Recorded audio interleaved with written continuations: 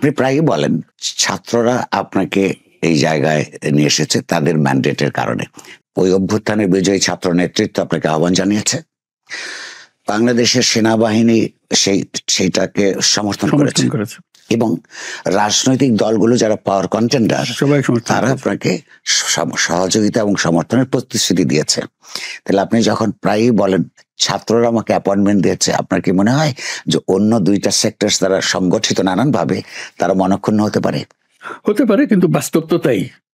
আমাকে তো ডেকে এনেছে ছাত্ররা, কাজে আমি সেভাবেই বলেছি ছাত্ররা আমাকে নিয়োগ করেছে।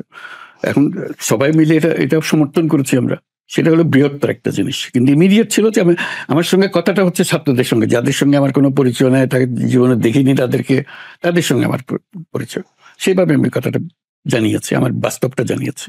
আচ্ছা, তো আপনার কারো মনক্ষুণ্ণ করার জন্য, কাকে আঘাত দেওয়ার জন্য ওরা দেয় নাই ওরা দিছে, ওরকম কিছু না।